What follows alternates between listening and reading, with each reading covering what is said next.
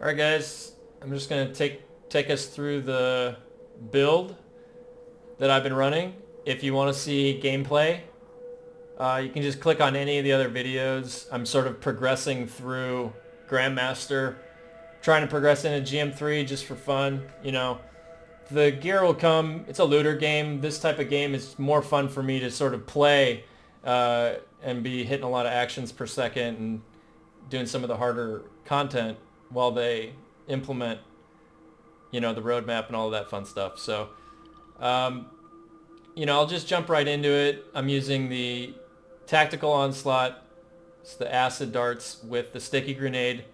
That's it has to be kept that way for the build. It's just because of how the sticky grenade functions and allows you to set it and forget it and go away, and actually be very specific about where you want to put it. For the components, you know, I'll kind of leave this hovering over for a second if you want to pause, but tip of the spear is the most important component, followed up by the blast damage component.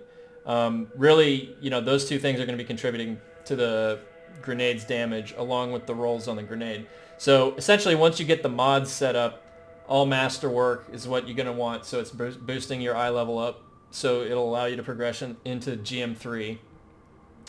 You know, I've seen some people use the purple mods. That's fine, I suppose, if you want to. I mean, you can essentially do whatever you want in GM1. But if we're talking about effectively progressing into GM2 and GM3, it sort of goes against the core design philosophy, I would say, where essentially you're going to want all legendary mods, not all legendary mods in one purple one. It sort of feels like that's counterintuitive to the game progression design philosophy. So, you know, it was more fun to just be using all masterworks too, progressing into the game and actually playing it and trying to find a spec that works that way.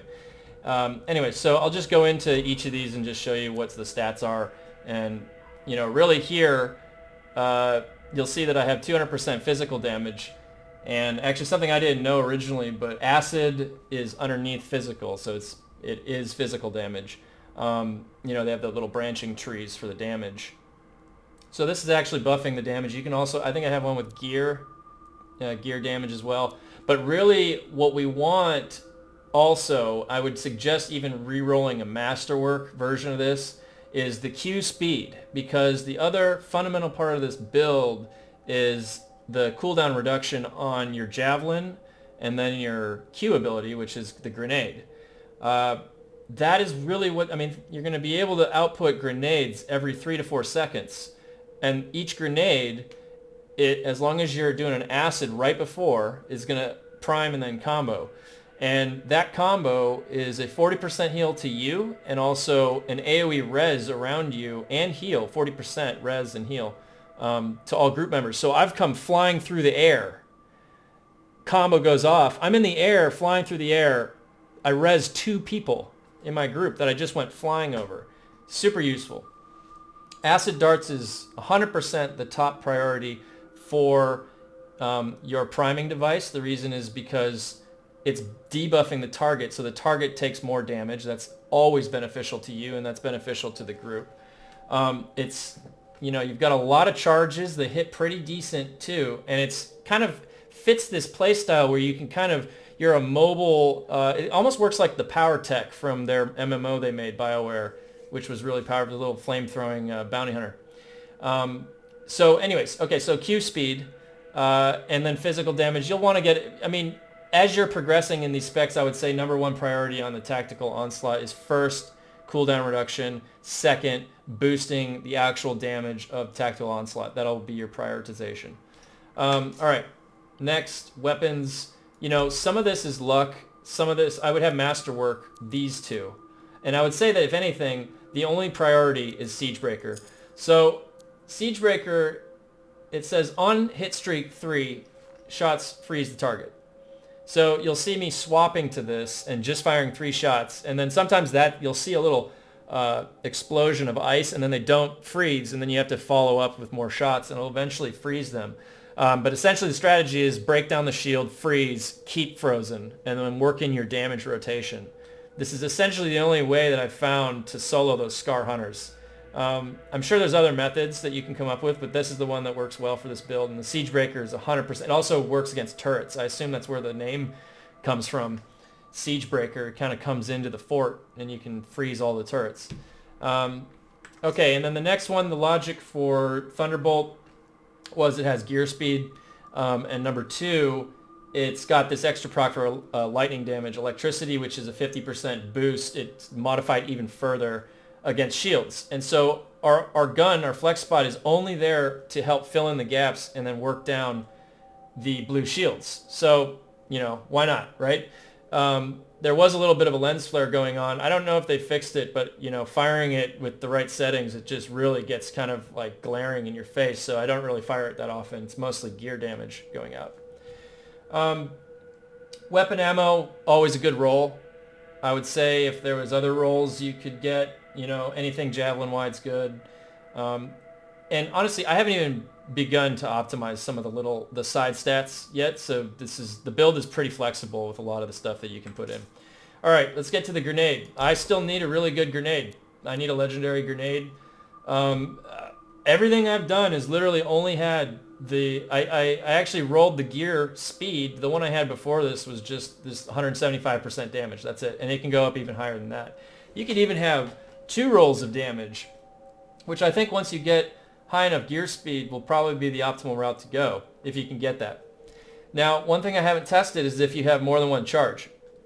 If you have more than one charge, you got to make sure you have a prime for that. And I also don't know if there's an internal cooldown on your character or the mob for a combo. I haven't really tested that yet. So it may end up being that one charge, lots and lots of damage stacks is the way to go for your grenade. This is blast damage. It's actually got a small AoE around the grenade. It's 1 yard, but it's very small. And it can actually hit stacked up enemies all at once, so it can still do some AoE. And it does superior damage to the grenade. I actually found too, so the grenade that has the last argument, a lot of people use this. It's a good grenade. Except I find that I'm already getting my ultimate, 3 times within a small time span already. I don't know how much higher of a frequency, and if the damage sacrifice, I'm going a lot of single target in the higher GMs. So, this thing kind of lobs up. I really like how the sticky, it's kind of just like a football throw. So in the play style, it's kind of nice to use that. Okay, so just go for the damage roll, the 175 minimum, because I just haven't tested anything lower, so I'm not sure what those numbers would look like.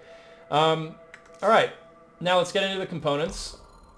This is what I'm using, and I'll just hover over them each as I'm going through it and speak behind the logic of it. Tip of the spear, this is the most important mod. I just got lucky. The mods, these secondary stats on the components, they're absolutely meaningless. The only beneficial one I've seen is like ultimate cooldown reduction. That's on one of them. I'll go through that. But what this does is, and there is some distance, I'm not exactly sure for the res component. I've thrown my sticky on a mob, it detonated. I was over somewhere else near my teammate, it didn't get res. It may have been too far off, I'm not sure. All right, Victor's Resolve. This is blast damage increased by 50%, and then it lowers impact damage by 20%. So as you know, impact damage is gun damage. It's all guns. And we're primarily using the sticky as our source of damage. And then also there's a mod later on I'm going to show you down there that makes up for that 20%. And that was sort of my logic behind using it. This is a 50% damage boost straight up to blast damage, our primary damage source. No brainer. Grenade damage. Out of all the other mobs, mods, this is the only one that can contribute directly to our main damage source. I don't even really care what the secondary nature to this is. Okay, so I can sometimes kill a little mob with my acid darts, and it buffs the grenade even further. Cool, that's icing on the cake at that point. Tip of the spear, it's our combo damage. It's our primary damage source. This is Assault Launcher Recharge. This is our poison darts. The faster the better. If I could fire them all the time, I would, but I can't. So I want to get cooldown anywhere I can, right? Cooldown on E, cooldown on Q, cooldown on Javelin. I would say Javelin is priority because that takes everything. That's ultimate included. This defensive bulwark, I didn't get this until like 2 weeks after playing the game. And I was playing a lot because this game's a lot of fun. So this increases all weapon damage by 25%. It's seems like it's additive. It seems like it's kind of combining a net in the equation. And this 25% and this impact damage, so this is making up for this damage loss. So we actually are not suffering any damage loss to our guns. And hey, if we get lit on fire and we get low health, we get more gun damage. Cool. That's contributing to our overall damage output. Badge of Devastation, it's our assault launcher, 5%. Again, it's the only other source comparing those other mods for a damage contribution towards what you're using, as opposed to going like thruster life or something like that. Because I do have other legendaries for the thrusters, but they just don't fit in the build, even though I'm getting more stats. Ideally, you'll want all of these to be legendary so you can progress into GM3. Now, this one, Assault Launcher, the large hit streak 10 too.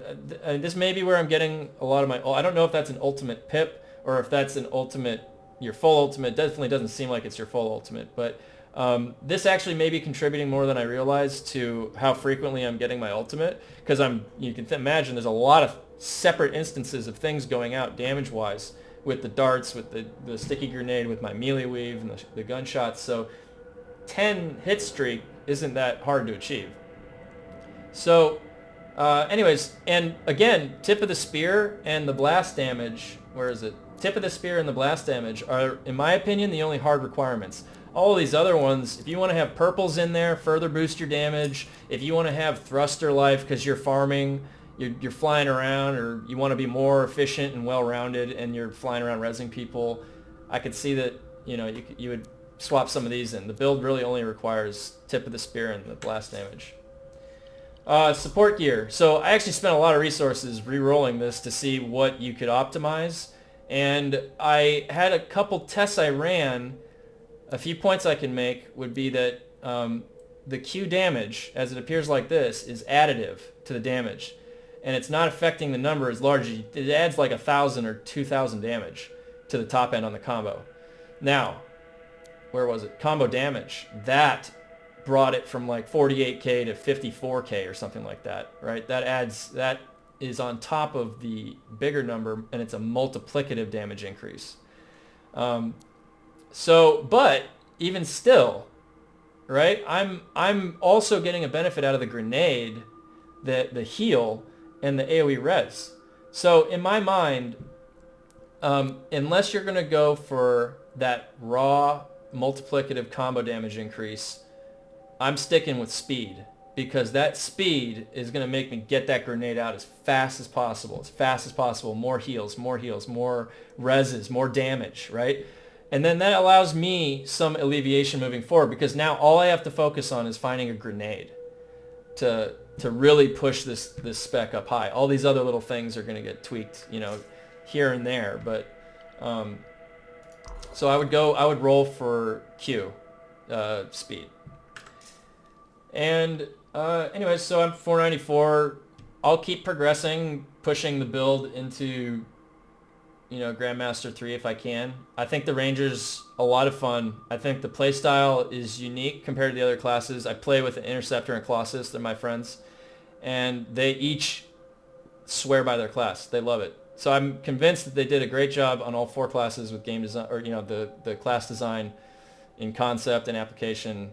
Been having a lot of fun on the Ranger. I'm going to keep having fun. I know it's a little negative out there, but, it's all good. It's the world. At least we can still play games and have some fun. So anyways, hopefully this build was a little bit helpful. I'm wondering if maybe some screenshots too would be helpful. Just snapshotting some of the gear. And if you want to see the build live in action, I got plenty of other videos that are out there. I'm going to continue putting content up there for no death runs, so hopefully we'll have some fun with that. All right, thank you for watching. See you.